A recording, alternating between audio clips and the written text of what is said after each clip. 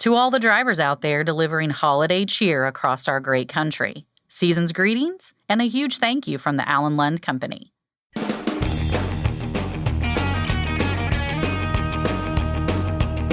OOIDA, representing America's truckers since 1973, presents Landline Now with your host, Scott Thompson. For truck drivers far from home and far from their place of worship, the road can be a lonely place, especially this time of year, which is one reason a current trucker and a former one have taken to preaching to truckers where they are, on the road. We speak with both about why it is they do what they do, the difficulties that come with the holiday season, and the importance of talking to someone. New broker rules are close to taking effect, but the Owner-Operator Independent Drivers Association renews its call for more action. Jay Grimes of OOIDA's Washington, D.C. office puts it all into context for us before talking about a new vacancy at the top of a U.S. DOT agency and new emission rules for heavy trucks that are right around the corner. And then we'll close things out by turning to Florida, which is committing to addressing the state's truck parking shortage, and then to Washington State, where voters may get to decide whether they want higher fuel taxes to go by the wayside. Updates on both stories from Keith Goebel, state legislative editor at Landline Magazine. All that and more coming up. But first, the news with Ryan Witkowski. Thanks, Scott. The full 29-judge panel of the Ninth Circuit U.S. Court of Appeals has agreed to rehear the gig workers' challenge to AB 5. The case was brought by Uber and Postmates drivers. The plaintiffs argue that AB 5 does not treat them equally under the law. AB 5 has exemptions for TaskRabbit and WAG, services that do the same work as Uber and Postmates. The oral arguments for rehearing are currently scheduled for mid-March. The rehearing could potentially delay the California Trucking Association and OOIDA's challenge of AB 5 due to the possibility of similar constitutional arguments being considered in the Uber-Postmates case. Former employees of a Detroit trucking company staged a protest on Wednesday, claiming that while they were employed there, they were harassed because of their race. One of the protesters, Daryl Morgan, a former trucker for Environmental Wood Solutions, spoke to Fox 2 and said he was there with mixed emotions. Morgan said the employees were happy because they are, quote, on a journey for justice, but he is still very angry because of the treatment he and others faced while working for the company. Morgan filed a lawsuit against Environmental Wood Solutions earlier this year. He claims that black employees were subjected to openly racist behavior, including frequent and open use of racial slurs by white employees in the presence of black employees. When Morgan lodged complaints with his superiors, the lawsuit claims nothing was done to address the harassment. Instead, the lawsuit alleges Morgan was pressured into skipping breaks, saw his work hours reduced, and did not receive raises. The Wednesday protest follows the dismissal of the lawsuit earlier this fall. The case was dismissed on procedural grounds and can be refiled at any time. Parties in a lawsuit seeking class action status against Home Delivery Link, a trucking company specializing in furniture deliveries, have failed to reach a settlement. Plaintiffs Johnny Vera and Ricardo Bautista filed the complaint in late September, alleging that Home Delivery Link wrongfully classified them and other delivery drivers as independent contractors when they were actually employees. Among their chief complaints, the pair claims that the company made illegal deductions from their wages and unlawfully required them to incur expenses that the company was responsible for. The parties had until December 20th to reach a settlement. The case will proceed forward in the U.S. District Court for the Northern District of Illinois. 3 employees of Global Hawk Risk Retention Group, an insurance company that provided insurance to truck drivers and small trucking companies, have been indicted by a federal grand jury on fraud charges. The unsealed grand jury indictment charges Jasbir Thandi, Sandeep Sahota, and Jaspreet Pada with insurance fraud crimes that led to the collapse of Global Hawk. The indictment alleges that between 2017 and 2019, Thandi misappropriated over $19 million in Global Hawk funds. According to the indictment, the 3 then submitted false and fraudulent financial statements to insurance regulators overstating Global Hawk's assets by tens of millions of dollars and concealed the misappropriated funds. The trio faces a number of fraud and conspiracy charges, with sentences ranging from 5 to 30 years in prison for each charge and fines of $250,000 to $1 million each. Local Teamsters unions working for Peninsula Truck Lines, a regional less-than-truckload carrier based in Washington State, ratified a record-setting new contract. According to a press release from the Teamsters Union, Negotiations went smoothly as the two sides were able to reach an agreement after just one long day of bargaining. The negotiations with the locally owned and managed trucking company include wage and pension increases, additional paid holidays, and improved vacation accrual. If you recently bought a Great Dane trailer, heads up, there's a recall we need to let you know about. Great Dane Trailers is recalling approximately 350 2024 Great Dane Champion trailers over the possibility of a wheel end separation. The company received a complaint that one of their trailers encountered a wheel end separation. After investigating the complaint, Great Dane officials found that a spindle nut may have not been properly tightened during manufacturing. The company estimates that only 1% of the recalled trailers may have the defect.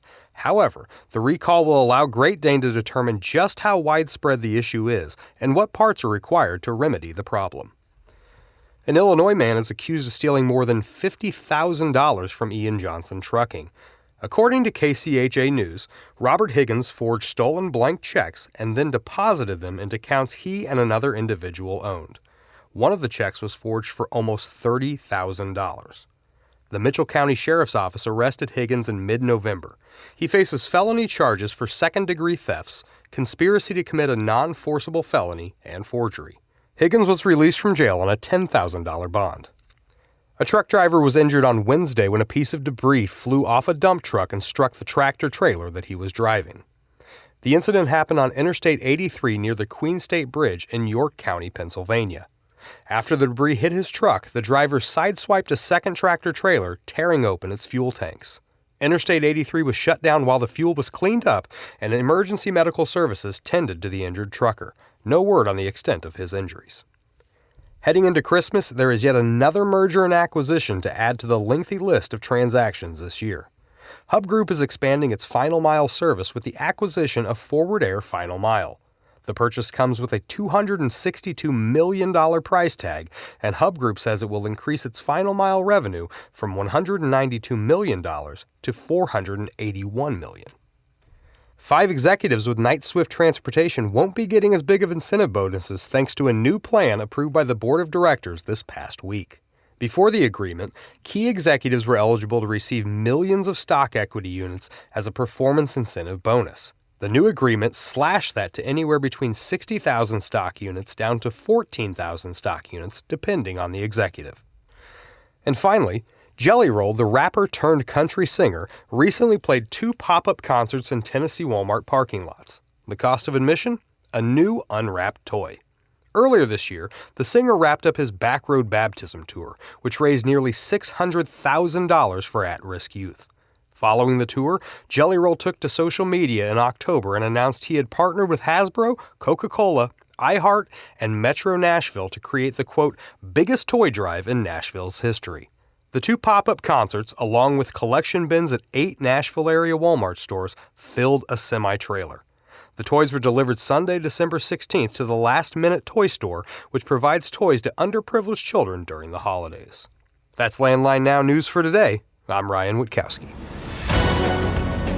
Thanks, Ryan. A reminder, if a carrier, shipper, receiver, or broker coerces you to violate any regulations, you don't have to sit and take it. In fact, you're encouraged to file a complaint with the National Consumer Complaint Database. You've got 2 ways to do that, either by calling 1-888-DOT-SAFT or by going online and doing it there. We're about to head into a break, but when we come back, Ashley Blackford joins us. She'll speak with 2 pastors, both of whom have experience behind the wheel, about their outreach programs that have truck drivers in mind at truck stops and online. That's coming up right here on Landline Now, so please do stick around. Plenty more show to come. We'll see you right after this break. Thanks for listening. Be sure to like and subscribe. If you want more content, go to landline.media to get updated news, information, and archived editions of our show. Once again, that's landline.media. Control your toll costs and eliminate tolling headaches with Prepass Tolls. Prepass Tolls means toll volume discounts. Just one invoice for all tolls and fewer violations. Call 877-878-5970 or go to prepass.com. Attention all truckers, Dean Michael, the tax doctor here. I want to talk to you about those dreaded tax problems. I know you want to keep on trucking and not even think about them, but let's face it, they're not going away all on their own. You need professional help. I've been helping truckers put their tax problems in the rearview mirror for years. I can help you too. Call me now for a free consultation at 888-557-4020 or go to mytaxhelpmd.com. It's like I always say, keep your eyes on the road, I'll keep mine on the IRS. 888-557-4020. It's tested and proven. Burn 2.1% less fuel when you balance all wheel ends with Centromatic. Call 800-523-8473 to get the OOIDA discount. Landline Now, welcome back. Some truck stops across North America are known for offering almost everything a driver could need on a quick stop. Some even offer some spiritual guidance. Paul Legier is a pastor for Transport for Christ based out of New Brunswick, Canada. He joins me now. Paul, starting off, can you give me a little bit of background of what you do and when you got started in the trucking industry? Okay. What I do is I'm currently what's called the lead chaplain at Transport for Christ Chapel in Salisbury, New Brunswick. And I've been there as lead chaplain since March 1st of 2000. And what I do basically is it's a one-on-one ministry to primarily truck drivers. Anyone who comes in the door, obviously, we want to speak with, but drivers primarily. And so, like I said, the gist of our ministry is one-on-one, just folks coming in, just needing a place to unload their issues and have a chance maybe to pray with them and counsel them without being licensed counselors, but just counseling them in a general sense, just meeting them where they are and trying to help them meet that need as best we can. So that's basically the gist of the ministry. We do have a chapel service that we do every week, and sometimes someone comes in for it in person, sometimes not. But we also, even though we have it in person, we also have it on our Facebook group, live stream, and also broadcast on a low-frequency FM transmitter throughout the parking lot of the truck stop. So that's, in a nutshell, basically what we do, I guess. We speak to drivers either in the chapel or out in the parking lot or in the restaurant, truck stop, wherever we can connect with them. And we try not to be any sort of a high-pressure ministry or organization, but we just are trying to be there for the drivers when they have need, basically. Wow.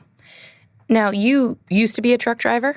I drove truck up until the end of December of 2006. So I drove since the mid-'70s. It was basically right around 30 years, 31 years, something like that. And how did you go from driving into the ministry? Well, it began in 1990 when I came to faith myself. And after being in the faith for about 2, 3, 4 years, I guess, I started just seeking if there was something I was supposed to be doing besides the work I was doing in terms of driving or otherwise, and just had a deep sense of call to ministry, which included pastoral ministry and music ministry, but also came around to ministering to truck drivers. And so probably in about 1998, I entered into the chapel that I'm actually lead chaplain of now, and spoke with one of the volunteers who was working there. And he was explaining to me that the ministry was in search of a lead chaplain, a new lead chaplain to come into that location. And so I asked him a lot about the ministry and how it worked, and did fine until he mentioned that it was a faith ministry. And what that means is that whoever is in that position is responsible for raising support, that all the support comes in through donation. Mm-hmm. And when he said that, to be honest with you, I kind of shied away and tried to be diplomatic about leaving, and because I'm not terribly comfortable talking about financial things. And so that struggle went on for close to a year, I guess, and finally the call was stronger than the struggle. And so I came back into the chapel and spoke to the gentleman who was a lead chaplain at the time. It is also our Canadian director. And so we talked at length about many things, including the financial responsibility. And he encouraged me to think about maybe going to Pennsylvania for a week. There was what they now call Canada Training School, but then it was called orientation. And so I went for a week, and they touched on every subject, including the financial aspect. And from there, I felt quite a bit more at ease about it. And so I basically answered the call, and have been there for several months, and then stepped in the role of lead chaplain on March 1st, 2000. What are things like this time of year, getting into the holidays? Do you find more drivers, reach out to you when they stop by? I don't know that I could quantify that in terms, numbers. It's very challenging to speak in numbers in terms of attendance and contacts that we have. Generally speaking, there would be more, but it could be anything from the stress of the work, perhaps family issues, things like that. Every once in a while, there will be an opportunity to speak of things of faith, and that certainly is our goal. I did have a driver stop in a few weeks ago. It was experiencing some challenges in his life. Didn't profess to have any faith relationship at all, but was struggling with the passing of his mother a couple of months before, and he had lost his dad several years before that to an accident. And so he was just coming in, wasn't even really sure why he was there by his own admission. But over the course of close to an hour, we were able to share together, and I was able to share some things from the scriptures with him to give him comfort, and he said it helped a lot. Also was able to pray with him, which he said helped a great deal. He didn't expect that it would, because he wasn't really, even by his own admission, was not a man of abiding faith at all. So his words were, "I don't believe in God," when he first came in. Those are the special moments. You never plan for any of these. They come our way, and we're, of course, very thankful when they do. But in terms of putting numbers to it, it's difficult, because that visit may be one of many in a week, or it could be a very rare thing that maybe only happens every month or two, maybe not even that. So generally speaking, we look for opportunities, probably a little bit more this time of year, because people in general, including truck drivers, are a little bit more open to receiving things. And so different locations, we have to get on the ball this year. I'm not sure if we're going to get it done or not. Hopefully we're able to put something together to have just little gift bags given to drivers as they're making their way in or out of their truck, just to let them know we're thinking about them, we care about them, and we're praying for them. And so for this time of the year, it gives us, I think, a little bit more of an open door to do that because of the openness of the season. That was Paul Legier with Transport for Christ. Alan Manning joins me now. He is a pastor and truck driver. Alan, can you tell me more about what you do as a truck driver and as a lead pastor at Church for Truckers? As far as me, I'm a full-time truck driver. I drive for a company. I'm not an owner-operator. Besides that, there's a ministry called Church for Truckers, and we basically have an online venue where we meet together. We keep each other encouraged. We pray for one another. We just try and sharpen each other. There's a scripture in the Bible that says this iron sharpens iron, so one man sharpens the countenance of his friend. And we really try and live that out. We try and, be there for one another and make each other better. And can you talk to me about how Church for Truckers got started and when it got started? Yeah, absolutely. It was just a little less than 3 years ago.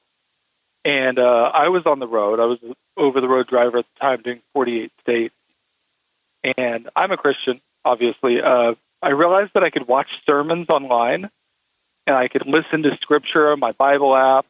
Occasionally, I could worship alongside other people at one of the truck stop chapels, which I think are great.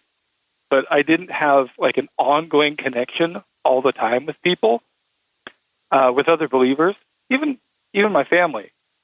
But the road can be lonely, and there's drivers out there that are making a sacrifice for their families, and they need more than sermons on a screen. When we can get together at a church or a chapel or something like that, that's great. But God convicted me to create a space to bring a sense of togetherness throughout the week for drivers, where we could find support and edification and understanding with each other. Now, as we approach the holiday season, can you share a little bit about your own experiences as a truck driver during this time of year? Yeah, absolutely. This year, my family's kind of doing two Christmases. There's some family members that only come in once in a while, and so I'll be home for what we're going to call early Christmas, but I won't be home for Christmas itself. And I'll be on the road, and I know that this happens with a lot of drivers. And even a year ago at Thanksgiving time, I was in a truck stop, Boise Stage shop, eating their free Thanksgiving meal. And it weighed so heavily on me to be away from family. I was actually very close to home, but I couldn't get home because I wasn't on a schedule. And I just know that it's like that for other drivers. And we have a tendency to act tough, to act like things don't bother us. There's some great things about being alone on the road, a sense of peace and quiet, do your own thing, keep your own schedule. But so many drivers kind of ignore the way that it can weigh on them until it's, too late, or until they're in a desperate situation. But I know how it feels. I know what it's like to be alone, and I'll be probably by myself right here in this truck this Christmas. Do you notice an influx of drivers that maybe reach out to you during this time of year? It's definitely a lot more people this time of year, and a lot more people that are open about their struggles. Like I said, a lot of times we act tough. We act like things don't bother us. And, whether you're missing a loved one that, is no longer there with you, these are the things that everybody struggles with during the holidays. Or there's been disruption in the family, a divorce or something like that. Everybody has it a little harder in their holidays if they've got something they're wrestling with. And that plus the isolation of the truck, there are drivers that finally are willing to be authentic and honest and say, here's what I'm struggling with, and it's hard for me. We've had some really difficult but productive conversations with truck drivers that are just struggling and ready to be real with it when it all comes to a head this time of year. What specific initiatives has Church for Truckers undertaken to support drivers during the holiday season? Like I said, we make it our mission to do things to stay connected throughout the year. Most people, they go to their church, and church is like 1 hour a week if you're a Christian. It's Sunday, you're there an hour, and that's it. Our regular thing throughout the year is just to stay in touch and make it a constant thing. There are guys that I talk to on the phone almost every day. We interact online almost every day. This time of year, we try to make an effort to do a lot more follow-up. So I'll reach out to people that I've been praying for about different things and say, hey, how's the situation going? How's the, whatever it is we've been discussing, where are you at with that? And I'll make sure that they know that they're remembered. Last Christmas, we also, we sent out some little Christmas ornaments just so people have something to open and they think, oh, wow, somebody thought of me. We've done handwritten letters and things like that and Christmas cards. So we just try and, since we're already distant and we're doing this thing as mostly on social media, we try to add a little touch of something personal so people can know, wow, there's real live people out there that remember me. And lastly, for truckers who may be tuning in, what message of encouragement would you offer as they navigate being away from their families during the holiday season? Well, I know your program isn't specifically just for folks that go to church, and it's not specifically just for Christians, but to anybody, I would say you're not alone. The miles that separate you from home can be rough, but you can lean into fellowship with other people. In the case of, Christians with other believers, your sacrifices don't go unnoticed. I know that the road seems long and cold, but you're part of a larger family, truckers in general, and then maybe believers in a group like Church for Truckers or the truck stop chapels or wherever they can find community. I'd say to everybody, God cares deeply for you. You can experience His presence and His peace in a way that goes way beyond religion and church. You can actually know Him. So what I'd encourage any driver with is we'll pray for you. Our group, Church for Truckers, and me independently, that just the warmth of Christmas fills your heart, that you know that you're valued and appreciated and remembered. I'd say keep rolling, and hopefully you find peace and comfort on the road, and that you reach out to somebody this holiday season instead of staying alone. That was Alan Manning talking about Church for Truckers. For more information, you can find them on Facebook. For Landline Now, I'm Ashley Blackford. Stay tuned for more after this.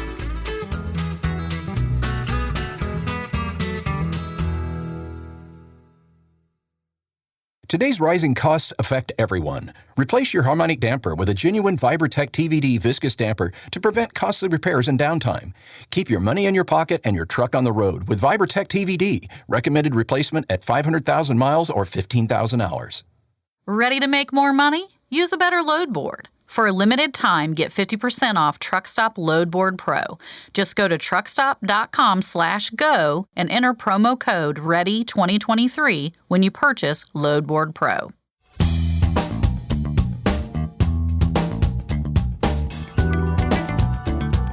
Welcome back to the program. It may be a holiday week, but there is no holiday when it comes to regulations, and there is no resting when it comes to OOID's attempts to get more broker security regulations on the books. We'll get into that with Jay Grimes of OOID's Washington, D.C. office, along with a couple of other issues that have popped up in recent days. Jay, always good to see you, our returning champion. Good to be back, and well said on over-regulation and not getting a holiday. However, this one, we've got some news on this week, may be helpful once it finally goes into effect. I like you're measuring your words very carefully there, and I understand why, which we'll talk about here. We are talking about broker transparency. And in case anyone doesn't know out there, the association has been trying for years, literally years, to get new broker regs on the books to protect drivers out there. Yeah. The sense of urgency is there among drivers. The sense of urgency has not been there necessarily within the federal government, but we are seeing some progress. Right. And FMCSA published a final rule last month on that. But this week, OOIDA filed a petition for reconsideration. Maybe we should take a step back here and start with the agency's final rule and what exactly it would do. Yeah, so this rulemaking focused specifically on broker and freight forwarder financial responsibility, really dating back to legislation that was enacted in 2012 that raised financial responsibility level to $75,000 on the broker bond. And it also put in place legislation to allow FMCSA to suspend broker authority and freight forwarder authority when that bond falls below $75,000. Fortunately, FMCSA has not really implemented that aspect of the legislation and some other provisions that were passed in MAP 21 to really provide some necessary oversight on brokers and really specifically bad actors who allow claims to accrue against $75,000 bond. And in the end, the claims payouts are only a fraction of what motor carriers are rightfully owed. They have to go through kind of a long process to even get that in return. So a few years ago, FMCSA opened up a rulemaking process to kind of implement a lot of those provisions. It's gone through that, and last month we had a final rule that for the most part is going to establish, I hope it's going to be a more transparent process and a more timely process to allow FMCSA to suspend authority when brokers and these financial entities, when that bond falls below $75,000, and really ensure that they're able to have the money to pay out, that they have kind of a time frame they have to abide by. And if they're not meeting those requirements, that FMCSA can step in and make sure that they're not allowed to broker freight. So we had that final rule come out a month ago. I think it's really a big step forward. We thought there were some other shortcomings that could hopefully be addressed through what's called a petition for reconsideration, basically a regulatory appeals process that can be filed after a final rule is published. And FMCSA can kind of review that and look it over one last time to see if there are areas where they can modify the final rule. Fortunately, on these petitions for reconsideration, a lot of times they don't get really ever ruled upon in favor, and there's no specific timeline for FMCSA to kind of act upon them. So some of the aspects of the final rulemaking go into effect as early as January next year. Some are a little later in terms of January 2025 and January 2026. So we wanted to make some suggestions that FMCSA should consider. Yeah, because everything you said there sounds good, right? I mean, we're, as you said, taking a step in the right direction, the correct direction. However, there's always room for improvement, right. And that is what this petition essentially said. Can you walk us through some of the things that you pointed out, some of the things the association would like to see improved upon with this final rule to again, put more protections in place for people who are, quite frankly, being defrauded out there. Yeah, so transparency, again, a common theme when it comes to broker problems. And in the final rule, FMCSA said that, they were going to use information from brokers, sureties, and other financial entities that's transmitted through the unified registration system. And this was a system that has had some problems in the rollout. Basically, this was going to be an electronic system for motor carriers to register for authority, brokers to register for authority. There have been some IT issues going back quite a few years on getting this system rolled out. FMCSA's got a planned rulemaking next year to kind of address some of those shortcomings, but we didn't really get a whole lot of specific detail on how FMCSA is going to present the information that they're receiving through the URS system when it comes to broker financial responsibility, how they're going to make that information transparent, and how they're going to make that information known to motor carriers and the general public as well. So that's what we kind of wanted to see, some more details exactly on how that process is going to work. Another main concern we had here is that they did not put in a specific time frame for sureties and to investigate claims process. They kind of left that a little open-ended. We wanted to see a specific 7-day period for the investigation on that part. There are a whole lot of deadlines and specific time periods when it comes to reporting and for brokers to respond to FMCSA inquiries, but that was one they kind of left open-ended. Hopeful to establish kind of a more specific time frame here so we don't see a lot of loopholes get pursued. And then, of course, broker fraud continues to be an escalating issue. And in the final rule, FMCSA said that when it comes to criminal activity, that's kind of not under FMCSA's jurisdiction. It's more of the Department of Transportation Inspector General's office or the Department of Justice. And we said, well, okay, understand that part, but how is FMCSA working with those entities to really crack down on these instances of broker fraud? And we, suggested at the very minimum an annual report on how FMCSA is really addressing criminal activity that we know is happening on a daily basis. That could detail the FMCSA's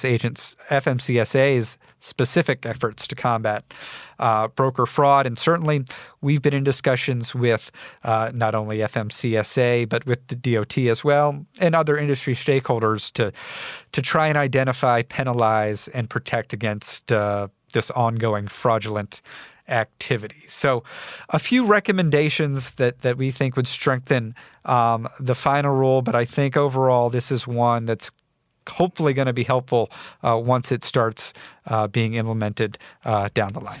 Yeah, we're headed in the right direction, and FMCSA clearly understands that this is a problem, and they clearly are, taking on the issue. As I said at the beginning, though, the sense of urgency isn't quite what it is for other people in the industry. No doubt. Again, we're on the same side with this issue. And do also want to put out a reminder, we are expecting some point, hopefully sooner than later, a whole separate rulemaking process specifically targeting broker transparency and some of those 371.3 regulations that we petitioned for back in 2020 as well. Right, which I think we're expecting sometime in the later half of 2024. That's the official word, yes. That's the official word. We'll see if we are surprised there. Let's move on real quick here, Jay, because we've got a couple quick issues, other issues to talk about here, moving to the National Highway Traffic Safety Administration, which is now searching for a new leader. Acting Administrator Ann Carlson is stepping down. What are we to make of this move here, Jay? It kind of leaves the National Highway Traffic Safety Administration without a formal Senate-confirmed leader, something that the agency is frankly quite gotten Familiar used with. to, quite familiar with over the last few years. And going back to, I believe, 2022, we finally did have a Senate-confirmed administrator, Dr. Stephen Cliff. He left the agency, and then Ann Carlson, who had been the NHTSA chief counsel, was nominated to kind of take over in that role. She had some hearings before the Senate Commerce Committee earlier this year, but kind of given some of her concerns and her kind of background as a UCLA law professor and some of her other financial filings, some Republicans some senators on the Republican side really put a halt to her nomination. President Biden, formally withdrew her nomination, but she'd still kind of been in this acting administrator role. We saw her testify before the House Transportation Committee representing NHTSA, I think just last week. Yep. So to kind of see the news that she's going to be stepping away from the agency, not a huge surprise, but again, it does kind of leave a vacancy atop the administration. And it sounds like the deputy administrator is going to be acting in that head role, and it'll be interesting to see if the administration decides to appoint someone new or the deputy administrator to kind of take over there and go through the Senate process again. And we're in an election year as well, so we got to keep that in mind, tough. and it will make it tough. So we'll keep an eye on that, and I guess what that shakeup looks like there at NHTSA. Right. Couple minutes left, Jay. We should definitely talk about the EPA's Phase 3 emission standards for heavy trucks. We've got an update here. The ball appears to be moving down the field, and there are so many emission rules floating around. Frankly, Jay, I get confused pretty easily for the most part, but especially on this. Let's make sure we know which ones we're talking about here. It's difficult to keep track on the EPA emissions side. Yeah. Certainly, we've got a whole host of others coming in California as well. But this is kind of the latest, really, in a regulatory blitz on the trucking industry, specifically small business truckers. And earlier this year, EPA proposed what's called the Phase 3 greenhouse gas emissions rule for heavy-duty vehicles, putting in place some overall emission standards for heavy trucks beginning in model year 2028 for the most part. Again, those kind of overall stringent requirements are always going to be tough to meet from the manufacturer side, considering such a short timeline.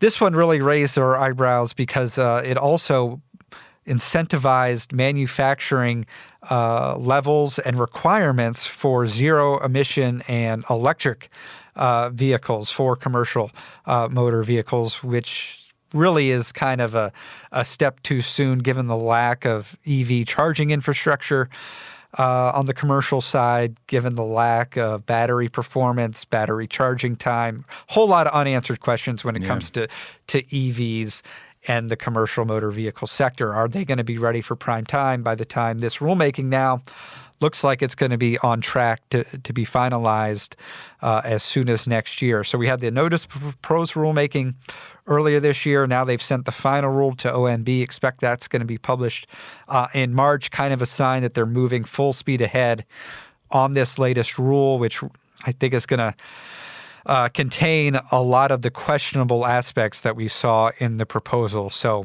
unfortunately, we'll kind of wait to see what the final rule text, and we've been raising our objections to Congress, and this may be one that, again, gets some congressional opposition via the Congressional Review Act once it's finalized. Yeah, this feels like one that is going to be met with quite a few challenges in the years to come if it does get to that point. We'll keep an eye on that. And we'll see where things land. As I always said, or as I said earlier there, Jay, never a dull moment when it comes to regulations. We appreciate you coming by. All right. We'll see you and have a happy holiday. Absolutely. Happy holidays to you as well. Landline Now is going to be back in just a moment, so stick around. After this short commercial break, we'll have more of our show. Since you started, what you've loved about trucking is the freedom. Heading out on your favorite route, a good driving song, and thinking about truck insurance. Well, maybe not that last one, That's why we're here. At OOIDA, we have a full range of truck insurance products, expert advice, and great customer service, helping you get the right coverage for your operation. Go to OOIDA.com because your job is to drive. Our job is to help with everything else. Florida makes a greater commitment to truck parking, and Washington State takes aim at fuel prices. Welcome back to Landline Now and our state legislative update. Joining us with those two stories is Keith Goebel, state legislative editor for Landline Magazine. Keith, good to see you. Scott, how are you doing? Doing good. Happy holidays, Keith. Yeah, happy holidays.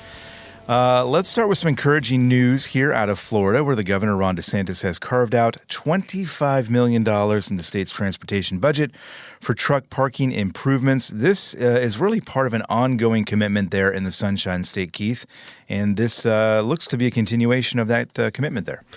Yeah, a significant amount of money that is part of his budget proposal for upcoming fiscal year. For transportation as a whole, the plan includes, north of $15 billion, and the focus being on transportation projects that address, some congestion relief and safety projects. But yeah, all in all, this proposal from the governor there would allow the Florida DOT to continue, as being touted by the administration there, to continue to promote a strong and effective supply chain. But yes, there is, almost $15 billion of that, nearly $16 billion amount that would be going towards the state's work program, the DOT's work program, and with that, more than $5 billion would be going for highway maintenance and construction, close to $2 billion that would be used for resurfacing, with still, other points of emphasis being that they would, with additional money, they would be repairing over 60 bridges, replacing 15 of them, and putting money into seaports, rail and transit, and addressing safety initiatives that they have across all aspects of transportation there in the state. But yes, truck parking definitely also at this point, among those getting earmarks. And we've talked on the show about the situation there in Florida with truck parking and just how bad it is. Interstate 95, bad. Interstate 4, bad. And when I say bad, I'm talking about a general lack of truck parking facilities and spaces on those two interstates. I know we've talked about this before, and we've talked about it with other people as well, but just to get an idea of just how bad the problem is in Florida with regard to truck parking, and it looks like the governor there and the legislature hopefully understand that as they're putting money toward this issue. But the problem really is a big problem in Florida there. Yeah. As has been pointed out, and we've thinking back to Jason's Law and the surveys that have been done here over the past decade. 2019, I believe, was the most recent one, and found that there were more than 300,000 truck parking spaces across the nation, and obviously of that, the vast majority of those are private truck stops with the spaces. But much limited more number of public rest areas that are available. And among the places that are identified as having, shortages, the entire Interstate 95 corridor, which, of course, you're getting into Florida, and that's obviously a part of it. But one thing that information has shown is that, Florida overall, they've experienced some relatively significant increases in their public truck parking spaces. They're on what would be considered to be a short list of states with high numbers of unauthorized parking. So, trying to address that with this proposed budget and providing more authorized parking spaces for for truck drivers. Again, specifically talking about what's available in Florida, the Florida DOT. They have some data that was released here recently that shows that there are up to 20,000 trucks every day that travel Interstate 4 between Osceola County, the Polk County line, and Interstate 95. Again, linking in with the Interstate 95 corridor, and there are significant shortages, just along from the entire eastern seaboard. But that specific stretch in Florida, they have there are fewer than 40 truck parking spots. Yeah. So, with the Florida DOT studies, acknowledging that, boy, they really need to address this, not only how it is and how it has been, but the anticipation of how much worse it could get without addressing it. So including this component to it, putting some money into improving truck parking options for truck drivers there in the state will be something for state lawmakers to hopefully not only consider, but hopefully include the truck parking component whenever they look at the governor's proposed budget. Right, and that regular session begins January 9th, so we'll keep an eye on that. Let's move from the southeastern tip of the continental U.S. to the northwest tip now to Washington State, where voters will get to decide about fuel prices in the state come Election Day, I guess, next year. This deals with a new cap-and-trade program that's been met with quite a bit of pushback there in the state, Keith. Yeah, thinking back, I believe that what they term it there in Washington State is their Climate Commitment Act, approved back in 2021, was implemented here at the first of this year. But yeah, requiring what they say are covered entities to reduce their total greenhouse gas emissions over the course of the next 3 decades. Specifically, like if those high-emitting polluters, they are the focus of reducing emissions to 95% below 1990 levels by the time we get to the year 2050. And with that, the expectation is, and maybe over time it will dwindle, but at least initially, you can pay for allowances to go over that amount, and those that are emitting greenhouse gas emissions. Fuel producers and that sort of thing, resulting in, for the public at the pump, resulting in higher fuel prices. And that is something that, folks have noticed here over the past year, is that, the price at the pump is up. And I think one of the groups that have put this initiative together, they have pursued, they've done a petition to get enough signatures to qualify for the 2024 fall ballot, pointing out that the price is up about 35 cents more per gallon at the pump, and this is really the basis for their pursuit to get a question on the ballot so that voters can have the final say on this, because they didn't initially. It was the legislature approved it, so they're wanting to allow voters to have their say at this point, which they feel that folks have been paying more at the pump, and they may be pretty receptive to overhauling or doing away with, again, this Climate Commitment Act. Yeah, and I think the average there in Washington State is, at least for diesel, close to $5 a gallon, much higher than the national average as a result of this initiative or cap-and-trade program that went into place, as you mentioned, the first of the year there.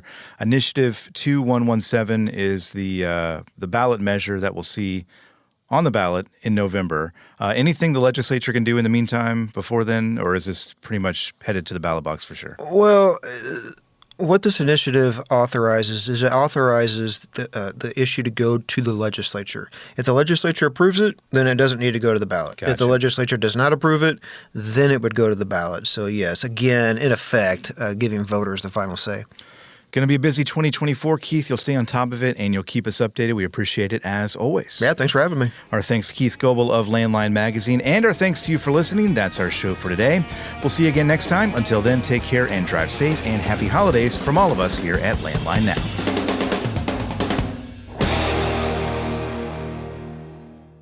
Thanks for listening. Be sure to like and subscribe. If you want more content, go to landline.media to get updated news, information, and archived editions of our show. Once again, that's landline.media.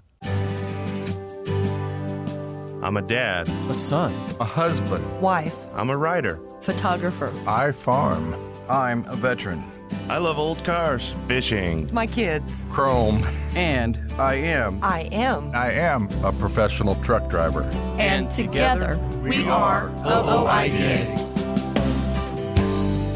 OOIDA was founded by truckers to stand up and speak on behalf of truckers. We've done that by combining the individual voices of our members into a single, powerful voice. Protecting your interests, defending your rights. Join us! Make your voice heard. Join OOIDA, the Owner-Operator Independent Drivers Association. Call 1-800-444-5791 or visit ooida.com.